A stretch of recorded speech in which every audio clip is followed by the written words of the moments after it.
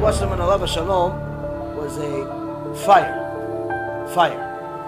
One of the Gedolei Adol at the time of the Holocaust got murdered during the Holocaust by the evil Nazis in Machshimam v'Zichram, despite the fact that he had free and clear multiple opportunities to stay alive. He was actually in America visiting when the Holocaust broke out, the war broke out. He decided to go back to Germany. They said, yeah, but they're going to kill you over there.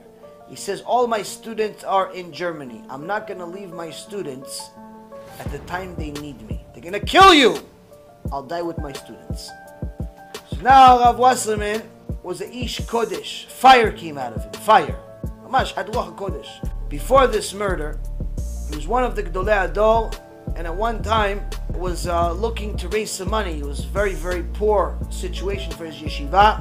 He was looking to raise money. He asked somebody in America if he could help him, join forces with him. He said, of course, Gedolei Adol, anything you need. So the two people told him, listen, Kvod Harav, there's an easy solution. His name is Philip Goldman. His real name, his Jewish name, is Pinchas. But Pinchas became Philip. Why? Pinchas used to be a Talmid Yeshiva in Rav Wasserman's class. They grew up together. But after he left Yeshiva, he also left the Torah, went into the business world. Satan gave him a ton of money, and he made it huge in the textile business, clothing. Became a huge manufacturer in jackets and all types of sweaters and so on and so forth. He says, Kvod Harav, you're connected to him somewhat. If you go to him, he's a multi-millionaire. If he gives you 1% of what he makes a month, the yeshiva doesn't need any more money. 1%, forget, 1% of 1%. He has so much money. So, oh, okay, so let's go. What's the problem? He goes, no, you have to go by yourself. Why? He doesn't give, and he's a kofel. Not only he doesn't give, he's a kofel. Hates it. Hates Torah. Hates it. No problem for yeshiva, for Talmidei Chachamim, to save my students, no problem. He was willing to sacrifice his life for his students. You think he's not going to sacrifice his honor? And we saw he's willing to sacrifice his life for his students because he actually did it. A lot of people say it, but they don't do it. He did it. Anyway, he said, okay, give me his phone number. He gives a phone number. He calls his office. Hi, I'm looking for Philip. Philip himself answers. And Siyat Dishmaya would have it. Hashem would have it. Philip answers the phone. He says, Rav Wasserman? Elchonon? You're calling me? What are you doing in America? Because I came to visit you. Come, please, come. Kvod Harav, come, please. He's saying, Gedolei Adol came to my house. He's coming, please, come. He comes to his office, big. He had a big, fancy schmancy office in Manhattan. He comes to his office, and Philip shows him his stuff. Look what I made of myself. After he shows him his glory, and you, Elchonon, what have you done?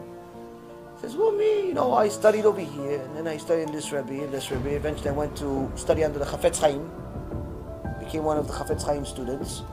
And then after that, I opened my yeshiva, and then my yeshiva I have such and such students, and he sees that on the face of Philip / Pinchas, he starts seeing that Pinchas is starting to hate himself.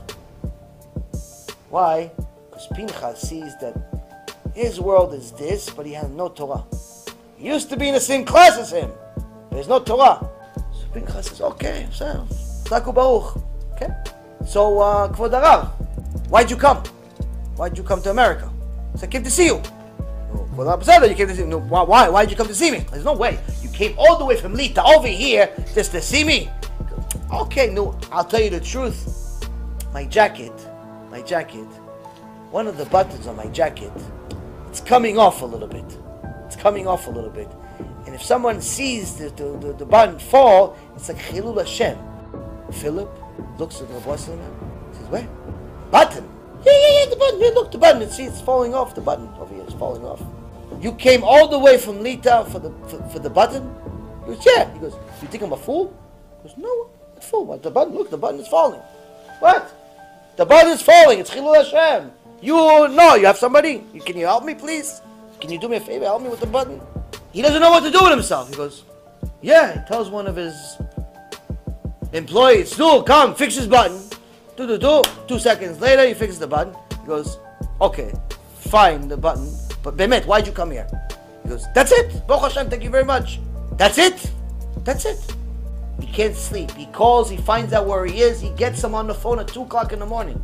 He's, Kvod Rav, please tell me. I can't sleep. I can't stop thinking about it. Please tell me why you came. He goes, I only came for the button. He goes, you have to come to my office, please. He goes, okay, listen, you're my old friend. I'll come to you right now. He comes to him. By the time he arrives to him, it's 3 o'clock in the morning. 3 o'clock in the morning. Dolador arrives at his factory in Manhattan. And he tells him, hey, yes, why did you come for the Rav? Please tell me, why did you come? There's no way. I'm not a fool. I'm not an idiot. I know you for many years. You're a smart guy. You went 2 weeks on the boat. You came all the way from where you were to the United States, to the Bronx, to Manhattan, all the way to me, for me to fix the button? He says, oh, it bothers you that I traveled 2 weeks just to fix a button? What about your neshama that traveled from Olam HaEmet in Shamayim? That just to travel from Olam HaEmet, to go from one chapter to the other, is 500 light years. And to go from one rakia to the other is another 500 light years. And to go from the other one is 1,000 light years. And to go all the way to the Kisei HaKavod is all of the light years, another 3,500 light years. You came from where Hashem Yitbarach was, the Kisei HaKavod, all the way over here. For what? Why did you come here? To make a button. Because that's what you do. So I came to help you make a button. The guy starts hysterical crying. He says, I never realized how much a fool I am. My neshama was given to me by Hashem Yitbarach, came from Olam HaEmet, traveled thousands of light years to come to this world, and all I do and all I am worth is to fix a button. From that moment on, Wasserman's yeshiva never had money problems. And that person did tshuva. Why? Because he realized that without living Torat Emet, you, my friend, are a button. Just a button. The real tzaddikim, they don't accept money from just simply everybody. And not everybody could donate for real mitzvot, for real Torah, for real kiruv. Not everyone has the merit. Many people donate to the Red Cross, to the church, to the family zoo, to save the dolphin, for all types of rescue plans, of maybe rescuing a horse in the middle of Tennessee that's limping. But to save Jewish neshamot, not many people donate. Why? Because they have the merit of a button.